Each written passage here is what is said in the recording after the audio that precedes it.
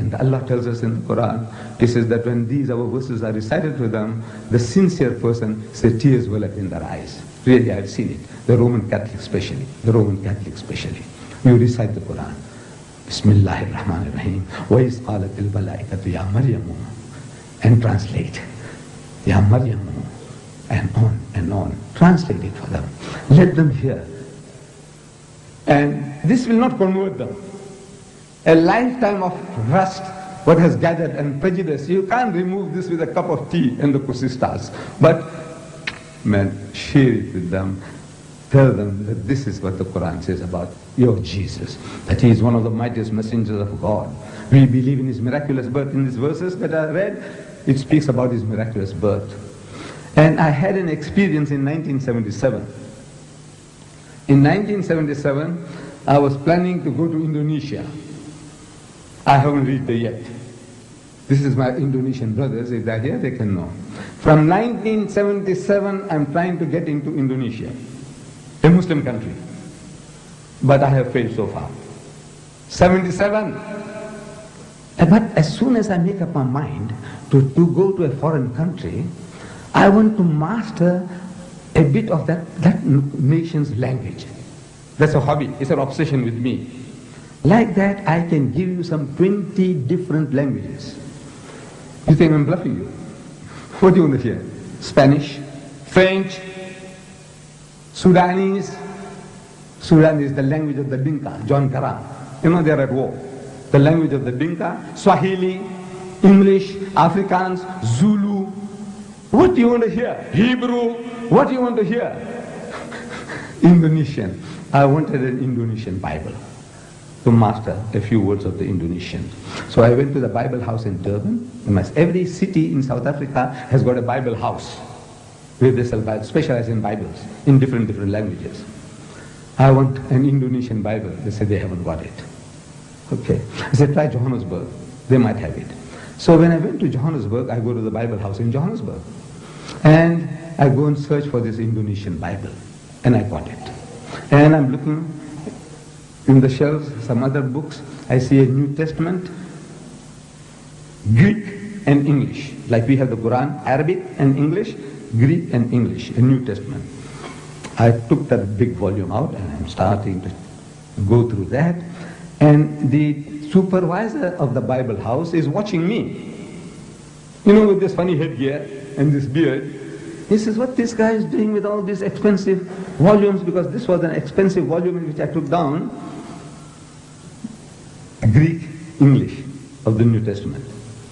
So he comes up to me, he says, good morning. I said, good morning. He said, what makes you interested in these books? I said, no, I do comparative religion, and I have come across something here in this Greek English of the New Testament that can be of use to me. He found me an interesting character. So would you like to have a cup of tea with me? I said, no, I don't mind at all. So he took me into his office. I said, now, you know, we believe in Jesus. And this was something astonishing to this supervisor. And all the supervisors in South Africa of the Bible houses are retired reverends. This was a Reverend Dunkers. He's amazed. I says, you know, we believe in Jesus and in His miraculous birth. And so saying, I started repeating these verses from the Quran. That we believe. And when I read it, he said, no, this is the same like my book. What you are saying now, that when the good news is given to Mary, the mother of Jesus, in the Holy Quran, she says, قَالَتْ رَبِّ أَنَّ يَكُنُ لِي وَلَدٌ وَلَمْ يَمْسَسْنِي بَشَرٌ. She said, oh my Lord, how can I have a child when no man has touched me? Which means physically, sexually. No man has touched me. So the angel says, قَالَ كَذَلِكَ اللَّهُ يَخْلُقُ مَا يَشَاءُ. Even so, Allah creates what He wills.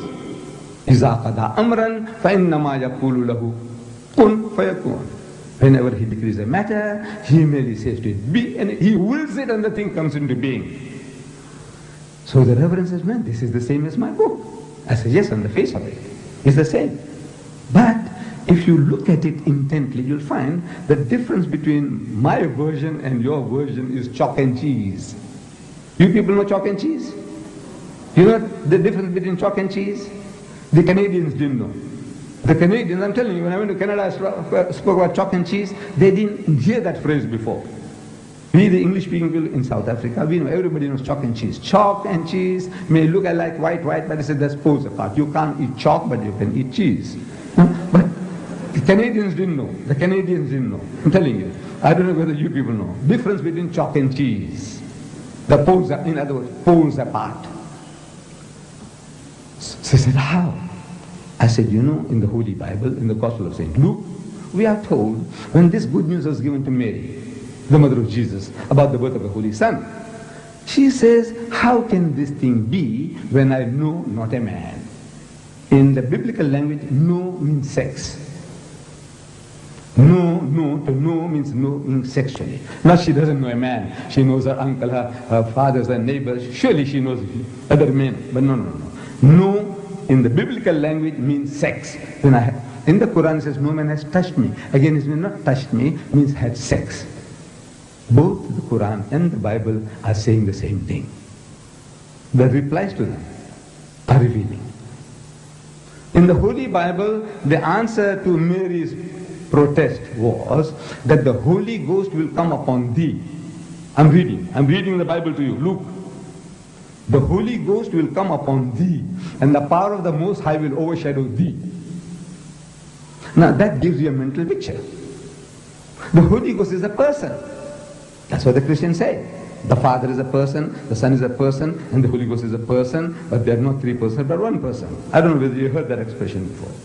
But he's a person. This Holy Ghost will come on Mary. How? See, it gives you in your mind. It means you think how? Like a man and a woman, like a bull and a cow. How? The Almighty will overshadow her. How? No, it gives you a mental picture. So I'm suggesting that it gives you a mental picture. You know, how? The Holy Ghost will come on her. We know it's a miracle.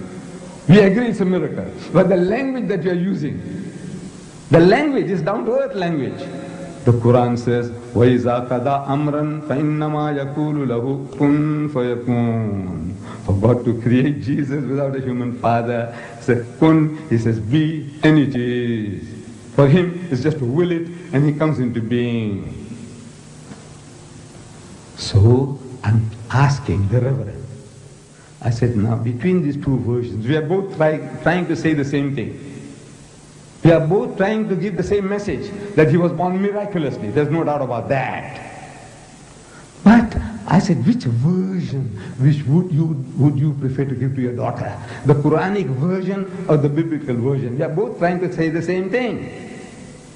He said, he bowed his head down in shame, and he said he would prefer to give the Quranic version. This is Reverend Dunkers, the head of the Bible Society in Johannesburg.